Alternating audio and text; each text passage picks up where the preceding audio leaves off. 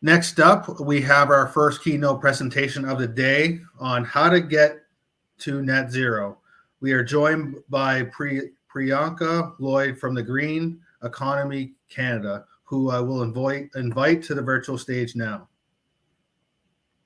Priyanka is the Executive Director of the Green Economy Canada, a national nonprofit working to accelerate Canada's transition to a vibrant and inclusive net zero future.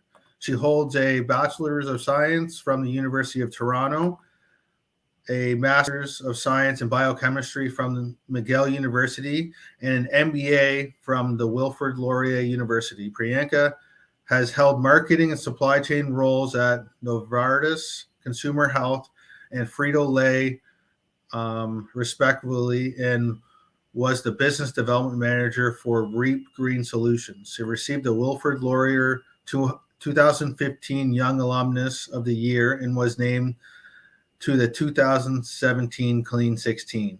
Thank you for joining us, and I'll pass it over to you, Priyanka. Thanks so much, Stanley. I'm just going to get my screen here going.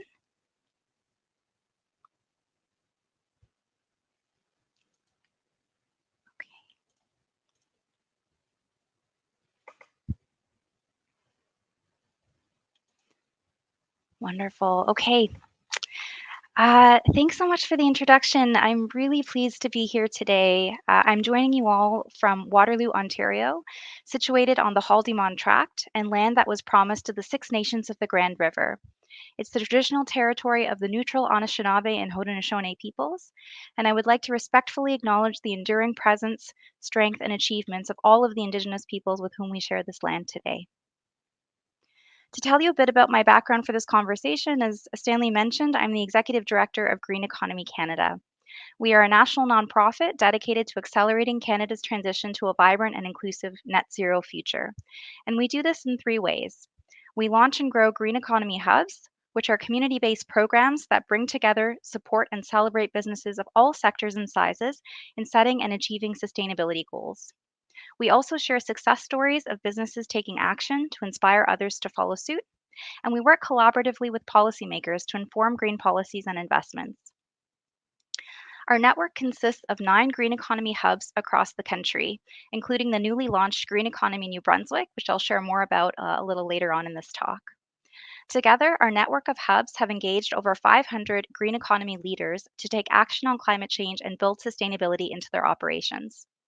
Collectively, these businesses have reduced over 200,000 tons of greenhouse gas emissions, the equivalent of taking 42,000 cars off the road each year. Through the experience of our network, we've developed an understanding of the successes and challenges businesses face in taking climate action and some of the key insights in supporting them on a journey to net zero. So in this talk, I'm going to cover what we're learning at a broad level will be needed to make the net zero transition, and then provide some practical action tips that businesses can undertake to reduce their own emissions on a path to net zero. Please feel free to post questions in the chat as we go. I understand that Stanley, you'll be posing those questions to me afterwards. And yeah, as we begin, I thought we could just start by reminding ourselves, why are we trying to get to net zero in the first place? Where is this coming from? So in 2015, a very important milestone occurred in Paris at the 21st Annual Conference of the Parties, or COP21. After years of stalled international negotiations on climate action, 196 nations collectively agreed to limit global average temperature increases to well below 2 degrees Celsius and make efforts to limit warming to 1.5 degrees Celsius. So 1.5 degrees C of warming is what scientists have told us is kind of a critical threshold. We really don't want to pass that point because it's going to lead to some pretty catastrophic consequences for the planet and life as we know it. Stemming from COP21, the Intergovernmental Panel on Climate Change was asked to create a special report on the impacts of a 1.5 degrees Celsius level of warming on the world compared to pre-industrial levels. The IPCC report in 2018 was really a wake-up call to the world that the impacts of climate change were already happening, and if left unchecked, would lead to further catastrophic consequences. The report told us that we needed to roughly halve global emissions by 2030 from 2010 levels and reach net zero emissions by 2050. Stemming from that Paris Agreement and in the wake of the IPCC report, more and more countries started to establish net zero commitments. So this figure here from the World Resource Institute shows when different countries started to set their own net zero targets, and there are now globally more than 70 countries that have made these net zero commitments, including Canada, who committed last year to reduce emissions by 40 to 45% by 2030 and achieve net zero emissions by 2050. We know that commitments are important, but they also need to be backed by credible plans to get there. And at the latest COP26, that happened this past November, we learned that the current policies and actions that countries have in place are not sufficient to limit warming to 1.5 degrees Celsius. In fact, they would lead to a projected increase of 14% in global greenhouse gas emissions by 2030 compared to 2010 levels. So clearly, this is not good enough, and countries have left COP26 with a commitment to come back later this year with stronger plans that are more aligned with the commitments that they've made. This past February, the IPCC released another report reminding us that the stakes are high to get this right. And they said in pretty clear terms that what's at stake here is a livable and sustainable future for all. This report shows that the world has already warmed by 1.1 degrees Celsius, and the impacts of climate change are happening more severely and more quickly than anticipated. So, there are certain stats like one third of the world's population suffers severe water shortages at some point in the year, and a third of the people in the world are currently exposed to deadly heat stress each year. We know that increasing temperatures and rainfalls are increase the spread of diseases in people, livestock, crops, and wildlife. And this is not just a global issue. We are also feeling these effects in Canada. We actually know that Canada is warming at twice the rate of the global average. And indeed, New Brunswick is also seeing the effects of climate change. So, rising sea levels have increased the risk of flooding and coastal erosion in the province. And the province has experienced a number of extreme weather events just in the last few years. This includes back to back flooding of the St. John River in 2018 and 2019, which caused the highest damage cost of any flood event, according to the government of New Brunswick. New Brunswick overall is projected to become warmer, wetter, stormier, and will experience rising sea levels. But we also know that, because we have these projections and we know that climate change is happening, it means that we can still do something about it. And that not only includes working to reduce our greenhouse gas emissions, to reduce, continued warming, but at making sure that we're putting measures in place to adapt to the impacts of climate change, so that we can, protect our communities and people, and make sure that, we're getting accustomed to this new way of living. So science is telling us that we need to get on a trajectory to net zero emissions by 2050. But what exactly do we mean by net zero? Using this definition from the United Nations, net zero means cutting greenhouse gas emissions to as close to zero as possible, with any remaining emissions reabsorbed by the atmosphere through means like forests or oceans, for instance. The most credible standard for setting a net zero target, aligned with what science tells us is needed, is from the Science Based Targets Initiative. So, this is a global standard created in partnership with the Carbon Disclosure Project, the United Nations Global Compact, the World Resource Institute, and the World Wildlife Foundation. And it's a framework that we use at Green Economy Canada to help businesses get on a path to net zero. For a typical business, being on a reduction pathway in line with what science tells us is needed means roughly reducing emissions 50% by 2030 from a 2018 baseline and getting to 90 to 95% absolute emissions reductions by 2050 before using offsets. Certain sectors are going to be harder to decarbonize than others, so potentially will require more offsets, while others could potentially get closer to 100% reduction without the need for offsets. An important part of setting a science based target is that it includes more than just the emissions from direct operations. So that's scope one and scope two emissions in more technical terms. It also includes a material consideration of the upstream and downstream emissions that come from your value chain. So, how the inputs that you need to run your business, and where things go from there once they leave your business. The SBTI has more specific guidance for large organizations in specific sectors. And if you're interested in learning more, I definitely encourage you to check out their website. It's pretty comprehensive. And to also feel free to connect with me afterwards as well. So if you're an organization that's looking to get to net zero, aligning with a credible standard like the SBTI is really important. We've seen a wave of net zero commitments being made by businesses since the 2018 IPCC report, with net zero being defined in a wide variety of ways. The scrutiny around net zero greenwash is pretty high, and there's increased demand for transparency around what net zero goals actually cover. Net zero by 2050 should not be seen as an excuse to delay action with such a long timeline ahead of us. And an important part of establishing credible net zero goals is to make sure that there are credible interim targets and plans to reach net zero.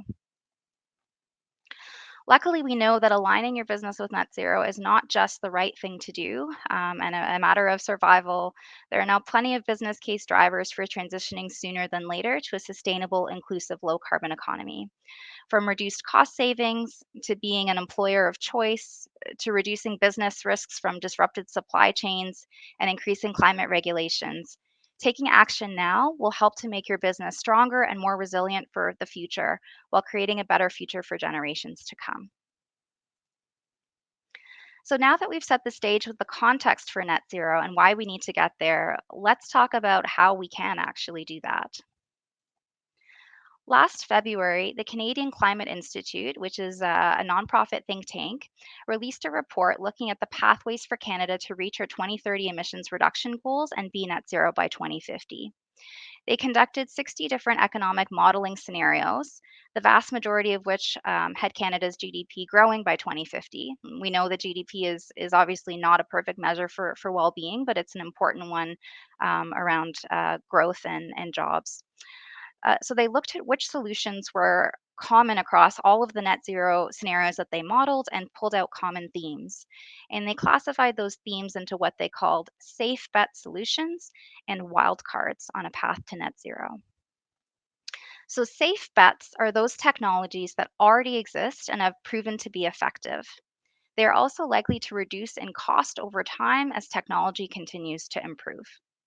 Examples of safe bet solutions include electric vehicles, energy efficiency equipment, switching from natural gas, and continuing to electrify and use non-emitting electricity sources of electricity like solar, as much as possible. Wildcard solutions may come into play on the path to net zero, but their ultimate prospects are still uncertain. So they rely on technologies that are still in early stages of development, and they're going to be an important path of getting to net zero, but face potential barriers to scalability. So examples of these include some next generation biofuels, some carbon removal technologies like carbon capture, utilization, and storage for unconcentrated gases. Restoring and protecting land and water and the natural ability of the earth to remove carbon dioxide from the earth will help us to achieve net zero and is an important part of all of the net zero pathways. And there's a lot here that we can learn from Indigenous communities in particular as the original guardians and stewards of the land. To this point, beyond technology, there are a number of key factors that will impact our success towards net zero. Addressing social inequality is one of those key factors, and the need to ensure that policies support a fair and equitable transition to a net zero future is going to be critical. Climate change disproportionately impacts marginalized communities, and certain sectors and regions will be more impacted by the net zero transition. We need to make sure that the benefits of the net zero transition are felt by as many people as possible and that prosperity is shared by all. Indigenous rights must be upheld as net zero solutions are implemented, and Indigenous worldviews, knowledge, and practices can help restore balance to the planet.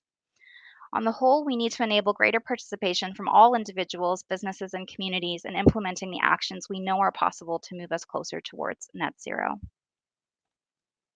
So I wanted to highlight a particular project that Green Economy Canada did recently, looking at how to support small and medium-sized manufacturers on the path to net zero. So we did a pilot where we worked with 10 manufacturers in Ontario to identify the barriers and opportunities they face in achieving net zero. The findings of the study will be released in the next few months, but I wanted to share some preliminary results. Our project found that the majority of manufacturing participants could reduce emissions 75 to 100% using technology that exists today. That's good. And that's through a combination of energy efficiency improvements as well as adopting renewable or alternative energy. But not all of the solutions that could be adopted had a business case. And we found that there were many individual and systemic barriers that need to be addressed if we're going to get businesses transitioning to net zero at scale. These barriers include knowledge. So the participants in our project cited that it was difficult for them to know what actions to take and the business case for taking them prior to joining this pilot. They simply didn't have the knowledge to know what they should be putting their time and resources into. There's a related barrier, time and capacity. Most businesses didn't have dedicated sustainability staff and were already stretched in running their core business. This made it difficult to figure out how to change their mindsets and practices and incorporate more sustainable ways of operating. On the cost and payback side, the upfront financial costs of implementing sustainability projects are a continued challenge, and the general lack of incentive programs, especially those that are accessible to smaller business, was another key barrier. Some of the net zero solutions proposed for our participants involve switching from natural gas to electricity, which, while better from a GHG reduction perspective, would ultimately result in higher costs for each business, which they felt would be difficult for them to support in the short term. Many of these businesses also operated in leased spaces and so had a limited ability to make certain changes like building envelope improvements to address leaky buildings. They also cited a lack of willingness to pay on the part of customers in some cases, and that there weren't enough market incentives to help those businesses invest in doing the right thing. So some of the businesses had, for example, governments as key customers, and they said that, really it seems like right now the lowest cost is what wins.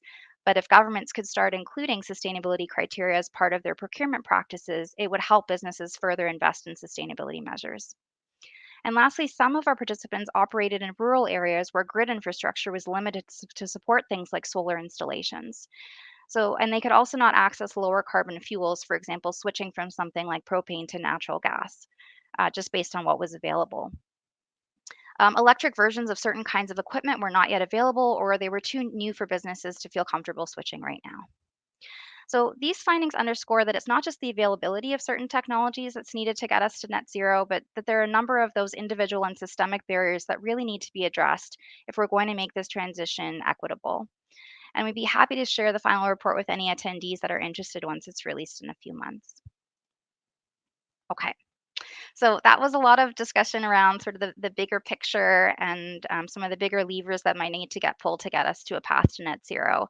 I want to shift now into talking about what you as a business could do to start taking action today. And thankfully, there are many things that you can start doing. So the first recommendation I would have is that you start by getting a GHG inventory. So a GHG inventory takes data about your operations, like your utility bills, and helps convert it to a carbon footprint. We know that you can't manage what you don't measure. And so starting from a place of understanding your baseline emissions and where those emissions come from is a really important precursor to getting on a path to net zero. Your first GHG inventory can often include several years worth of data so you can identify trends in how your emissions have changed and pick a suitable year to act as your baseline from which you want to reduce. Your inventory will help you see where your biggest sources of emissions are to target. If we go back to the science-based targets definition, we're trying to reduce emissions roughly 50% from a 2018 baseline by 2030. So we can see from this sample inventory that, electricity makes up here 42%, natural gas makes up 28%, and travel related to business travel or employees commuting to and from work is about 25% of those emissions.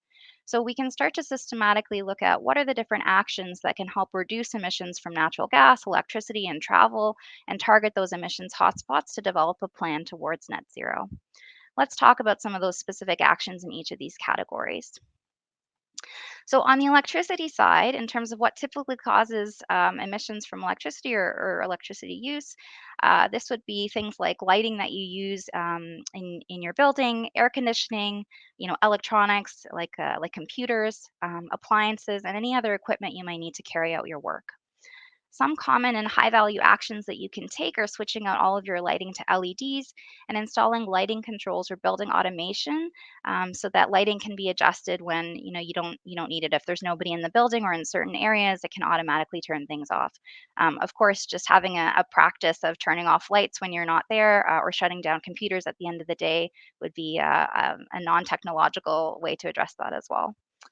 Looking at how you can downsize or right size your equipment. So, do you actually need so much of the equipment that you have? Do you need a fridge or freezer the size that you have? Making sure that you have equipment that actually meets your needs and is not bigger than what you need is an important way to help reduce your emissions.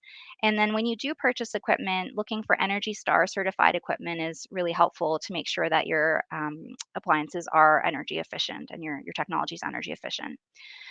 After you've completed energy efficiency measures, the next step would be to look at how you can incorporate renewables. So that includes, on-site solar, which does have a longer payback, but is a great option. Once that payback period is completed um, to fully be powered with green energy.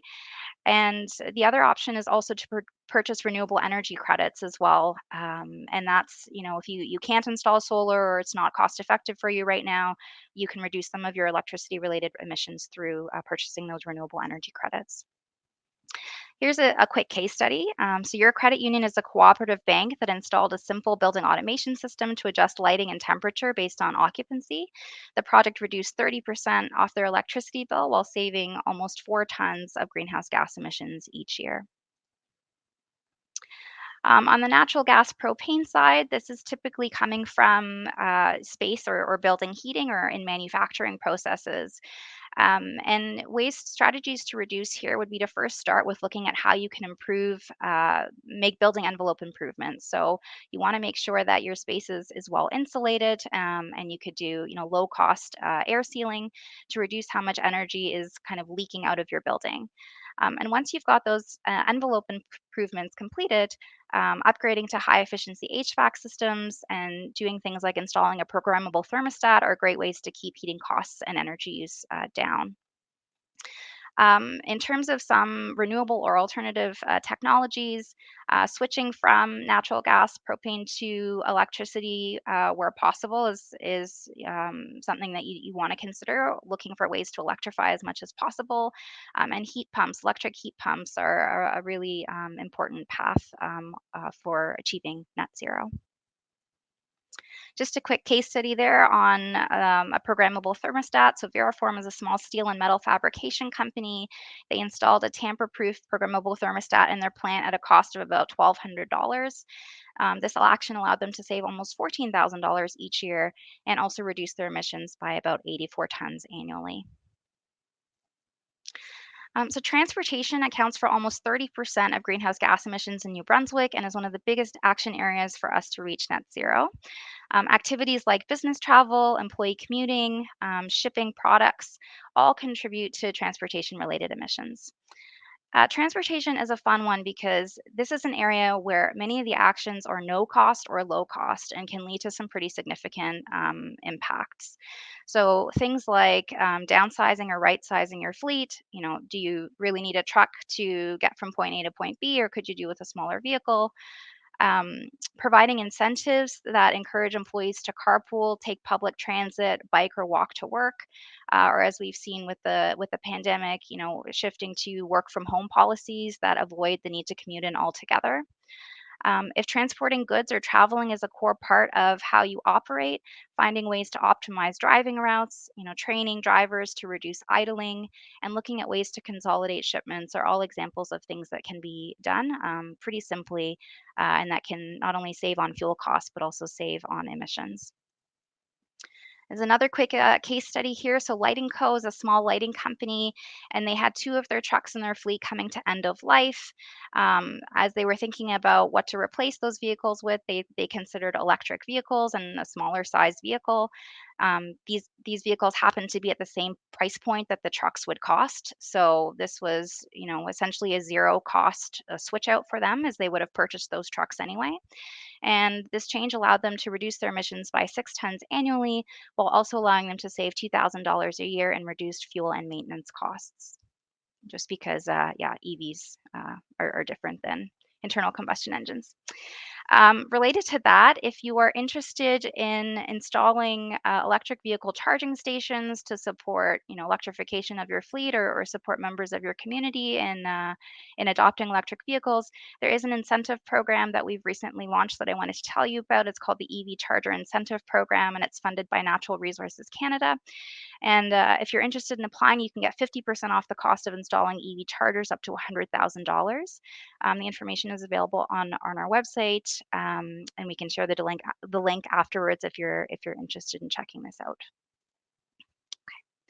On the waste side, typical sources of waste that organizations would find would come from things like packaging, from food, from office supplies, and e-waste is often a big one that we see as well, especially as businesses are going more and more digital. And some common actions that we see businesses implementing are simple things like actually having sorting receptacles to be able to separate, compost and recyclables from material that's going to landfill. Switching out, paper towels for hand dryers, or at least making sure that paper towels get composted, and extending the life of e-waste. So, first of all, buying with repairability and recyclability in mind, but, once you're done with that computer, can it get donated, or at least recycled so that it's out of the landfill? Another quick case study here on the paper towel example. So home hardware, previously they were sending all of their paper towels directly to the landfill, and they just put a simple process in place where they were now just collecting the paper towels separately, and sending them to a composting site. So they've been able to divert more than 10,000 pounds of paper towel waste just from this really simple action, and it didn't really cost them anything to make that change. Um, on the water side, just quickly on this one, some simple actions that you can take to reduce your water consumption is switching to low flow faucets and toilets, considering waterless urinals, and specifically on the adaptation side as well, thinking about installing rain barrels and rain gardens. Rain barrels are a great way to be able to reuse water from the sky to water your property, and then rain gardens help to soak up and slow down the rain, so it can also help to avoid flooding as well. The last thing I wanted to mention in terms of specific actions is around sustainable procurement. So this is an action that's really pretty cross-cutting, and it's not directly related to how your business functions on a day-to-day basis, but it relates to the emissions that are generated upstream based on what you buy. And so adopting a green purchasing policy is something that we would highly recommend that all businesses do. And to start having conversations with your suppliers about their own sustainability practices. So, asking about greener product alternatives, asking whether they have their own GHG reduction targets, where they source their materials from, do they pay their employees a living wage? And then look for those opportunities to source materials from local suppliers, or those that are really helping to uplift BIPOC and other marginalized communities. Quick case study here is the Edmonton Public Library had a contract that was coming up for multifunction print devices. They took that opportunity to embed some sustainability criteria into that request for proposal, so that they started to ask suppliers about the sustainability practices of themselves and their products. And the procurement that they modified there will impact all of 21 of Edmonton Public Library's branches. So particularly if you're, a public sector organization or organization that does bulk purchasing for a community, looking at how to include sustainability criteria into your purchasing criteria is a really important way that you can help get to net zero. So I wanted to end by just kind of sharing with you all, I talked a little bit about Green Economy New Brunswick and wanted to just let you know about this new resource that's available for New Brunswick organizations to support your journey to net zero. So it was launched in January thanks to financial support from the government of New Brunswick, the city of Moncton, the Atlantic Canada Opportunities Agency federally, and TD Bank. And it launched with these 6 founding members, including the North Shore Micmac District Council. And so, if you are interested in getting some structured support, Green Economy New Brunswick is a great way to help you measure your carbon footprint. Um, you get access to, workshops to learn from peers and connect with others, and be publicly recognized for the progress that you make. So it's a great resource to individually support businesses on their journey, but also, bring together businesses in New Brunswick that really care about this issue and the journey to net zero, and show what's possible when we all join forces. So, on that note, I wanted to just play this video to tell you a little bit more about GENB and then turn it over to Stanley for questions.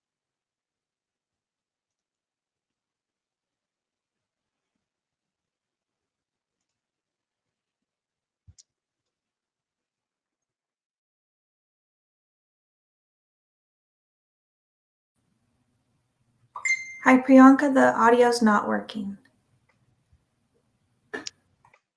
Okay, thank you. I hear the audio is not working. 1 second.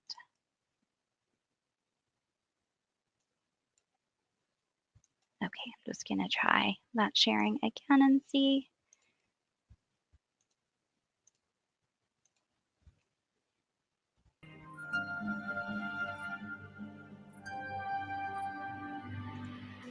It's a matter of rethinking what we do and how we do it and working together to make it a reality. Green Economy New Brunswick sees this possibility. Our network is a place for leaders who are ready to change the status quo and make the transition to a vibrant and inclusive net zero future. We support organizations of all sectors and sizes to set and achieve sustainability goals while maximizing the business benefits of taking climate action. Dès le début de nos compagnies, on a eu le but d'établir une compagnie qui, dans tous les aspects, pense à l'environnement. Donc, DAS, ça veut dire Durability, Accessibility, Sustainability. Donc, c'est dans nos noms. Mais savoir exactement c'est quoi notre impact, c'est quoi les meilleurs choix qu'on peut faire pour aider l'environnement, ramasser la data pour soutenir nos décisions, ça, c'est vraiment difficile en tant que petite entreprise. Donc, on est très, très, très excités d'avoir l'aide de l'économie verte pour ramasser ces informations-là, comprendre c'est quoi notre impact actuel, puis c'est quoi les meilleurs choix qu'on peut faire pour améliorer cet impact à l'avenir. So as a leadership team, we talked about how to become a greener company or a greener organization, but we really didn't know where to start. We really didn't have any clue how to go about doing it. When Green Economy New Brunswick reached out to us, it became apparent that they could provide the expertise and the framework to help us create a program to reduce our environmental footprint. The other aspect or the other benefit is that this is something that's expected by our customers and our employees, and it should enhance our brand image.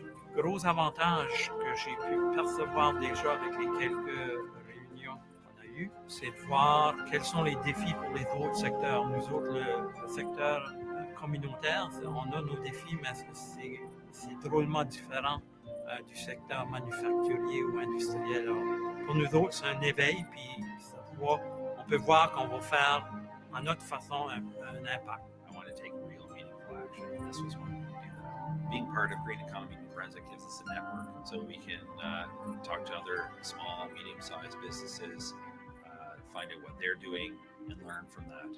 I also feel that we're part of a movement, and so it's important that we all take a step on our own, but to be part of that larger organization can affect more change and be part of a tipping point. En tant qu'entreprise dans le solaire et donc les énergies renouvelables, on pensait que c'était important et même primordial pour notre compagnie de faire partie de cette organisation et d'être un membre fondateur. Donc c'était important pour nous que ce soit un organisme provincial parce qu'on pense que ça va être très important de d'abord montrer ce message au sein de notre province et montrer qu'il n'y a pas que dans les grandes villes où on peut être respectueux de l'environnement et faire des actions, mais même dans les provinces les plus petites, on peut arriver à faire des grandes choses. Économie verte Nouveau-Brunswick aide des entreprises de tous les secteurs et de toutes les tailles à prendre des mesures pour le climat tout en réalisant des économies d'argent, en engageant leurs employés et en bâtissant leur réputation comme leader de l'économie verte. Nous vous offrons un soutien personnalisé, des outils et des ressources de qualité, des ateliers éducatifs, un réseau de pairs et une célébration publique des progrès réalisés. Économie verte Nouveau-Brunswick fait partie d'un réseau national en pleine croissance dirigé par Green Economy Canada et composé de 8 autres centres d'économie verte à travers le pays. Ces centres ont mobilisé plus de 500 entreprises qui ont collectivement réduit plus de 200 000 tonnes d'émissions de gaz à effet de serre. Ces entreprises montrent qu'il est possible de créer des organisations et des communautés plus fortes et plus résilientes tout en ayant un impact positif sur la planète. Alors, rejoignez-nous et améliorons les affaires ensemble.